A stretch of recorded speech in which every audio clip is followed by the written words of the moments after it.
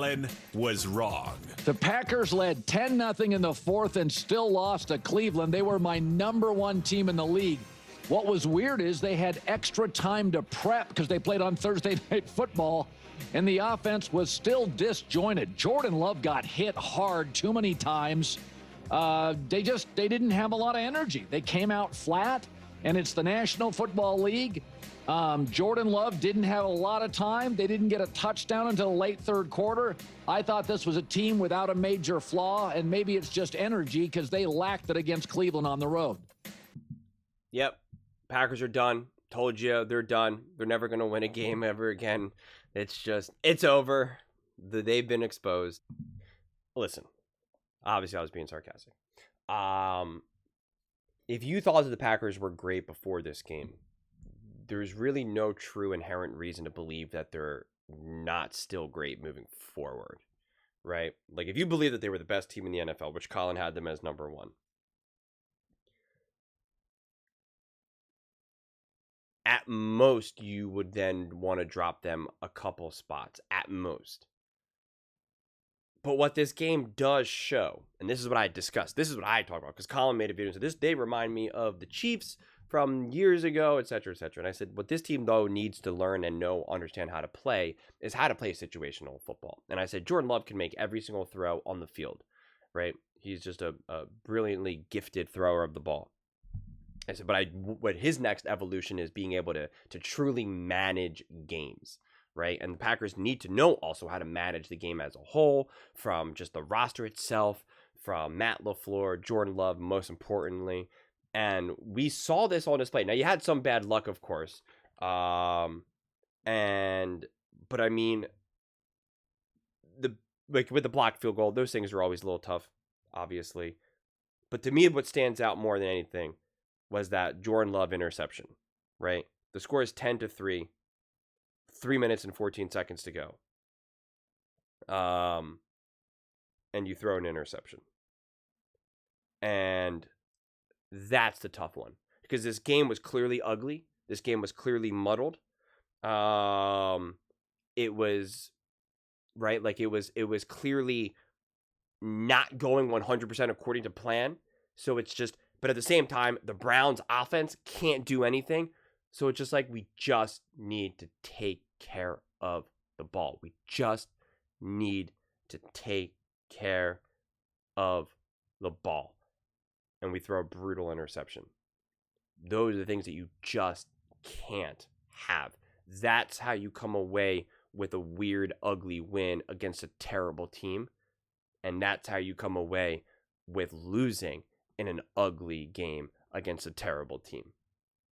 It just gets shrunk to the tiniest little things. But I mean, they had 18 third down attempts. 18. And so that means they only had 4 first downs on first and second.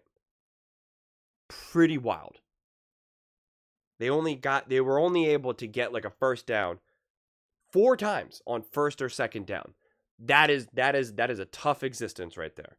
That is a tough existence. And they dominated the time of possession, 34 minutes, and they only scored 10 points. They had 14 penalties.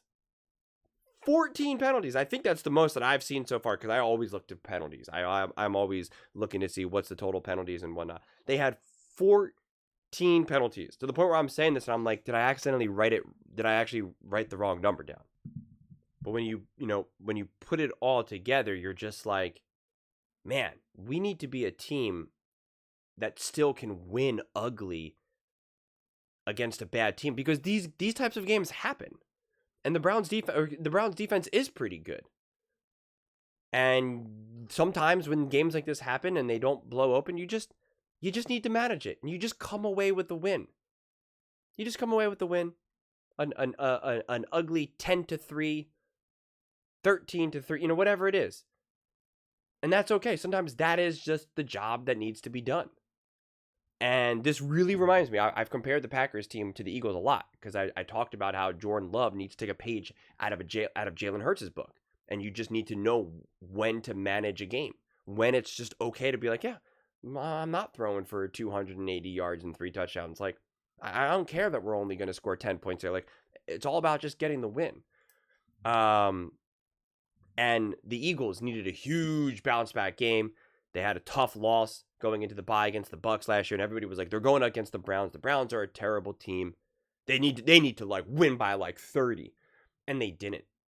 But they just played a really clean, smart, organized, intentional game. And that ended up being their brand of football throughout the entire season. They're like, we're not here to send any messages to anyone.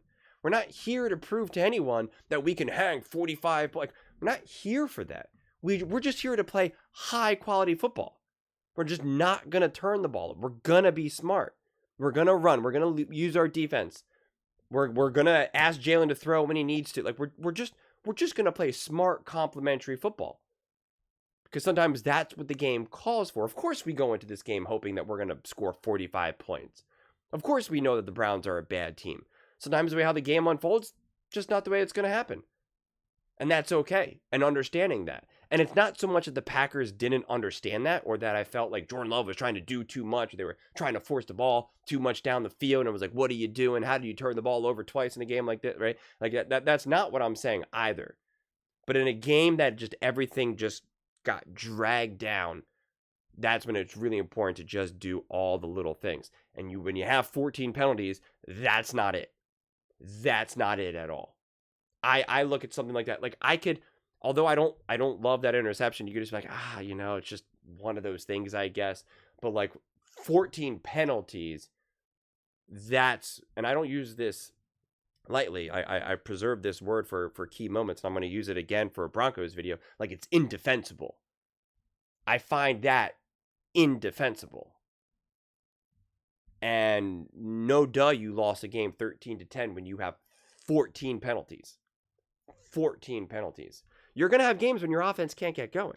You're going to have games where things just are ugly and muddled. You're going to have games where it just feels like, oh God, everything is so difficult. It's the NFL, man. Like that's going to happen. That's going to happen. But it's also why I made the video saying, don't talk about going undefeated and this and that. It's just like, you're just focused on what's in front of you. You're just focused on what's in front of you. Because if you do believe, like, we can go undefeated, and someone commented and said, no, of course we can go undefeated. We're not losing to the Ravens or the Eagles. That time is over. And it was like, well, clearly you're looking past the Browns because you just lost to the Cleveland Browns. But at the same time, this isn't like, Colin's like, I was wrong about them. Like, this doesn't mean that now, like, people are wrong to believe that the Packers are a great team. But they are an unproven team. And you do got to see them get better in these types of moments. Because right now in the playoffs, if the Packers were to play in the playoffs, you couldn't really have a degree of confidence that they're going to be able to get it done in a way that we've seen other teams in the past, because we've seen the other teams do it. We've seen them. We've seen, the Eagles win a tough, ugly, gritty playoff game. We've seen the Chiefs do it, the Bills, the Ravens, the Rams, the 49ers. Like we've seen them do it. We've seen those quarterbacks. We've seen it happen. We haven't seen it with this Packers team at all. And that's the next step here. And this was kind of an example of like, okay, this is obviously not a playoff team, but this is the cousin of a type of game that you want to be able to make sure that you can find a way to win. And they didn't. And they've kind of had that problem last year as well. But again, I don't see it as just like, well, it's over, it's done. It's just something to keep in mind, and keep in mind where when they ultimately play another game against a great opponent and they win convincingly, it's like, I know you can win convincingly. I know you can beat great teams. I know Jordan Love can throw the ball all over the field. I need to see something like this be way more buttoned up. I need to see you find your way to a win when things are just not going right, not when things are firing at all cylinders.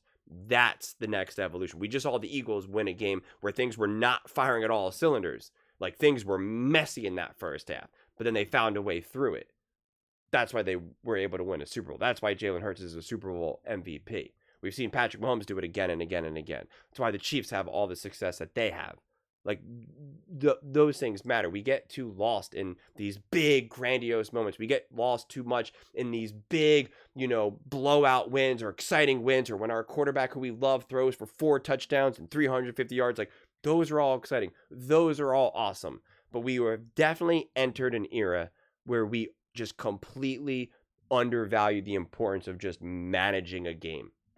And you probably didn't watch it, but if you go back and watch the Eagles broadcast, especially all you do is have to watch the first quarter because that's when they really talk about it. Greg Olsen really talks about, like, this is the new era of football right now where it's like they don't care about having 1 million passing yards. They don't care about scoring 1 million touchdowns. Like, it's just don't turn the ball over and just be smart, just play smart football. Right? Like, just play good defense, run the ball, don't turn the ball over, and you're going to win a ton of games that way. You need to be able to win the other ways as well, but like, you're going to win games the other way. And the Packers need to prove that they can play that brand of football more reliably. But at the same time, like I said, this isn't panic mode. This isn't, see, they're just not good. They can't even beat the Browns. I was wrong. They're not actually as great as I thought they were. It's like, that's not true either. Like, the Eagles are a great team, and just because they put off a win against the Rams doesn't mean that they're even greater. And, the Bills beat the Dolphins. I think they're a great team. Doesn't mean that they're even greater. And, like, I just, the Ravens, I thought they were a great team, but they lost to the Bills. They're not as great as I thought they were. Like, it's just, it's not really that week to week in that regard. It's always everything together. But those are just my thoughts. I'd absolutely love to hear yours. What do you guys all think about the Green Bay Packers losing? Just a tough, ugly game. A bad loss. No way to put it. Let me know in the comments below. I read every single comment. It's whether you agree with me or disagree with me. Either way, let's get in some discussions. Let's get in some fights. But ultimately, let's just have some fun. And please do consider subscribing. We're building an amazing community here, and I absolutely love to see you part of it. I want to build something that we all genuinely feel connected to. Something that we're really excited to be part of. I think we're well on our way to doing it. And please don't forget to give this video a thumbs up, as it really does help with the visibility and the algorithm. Thank you so much. See you next time.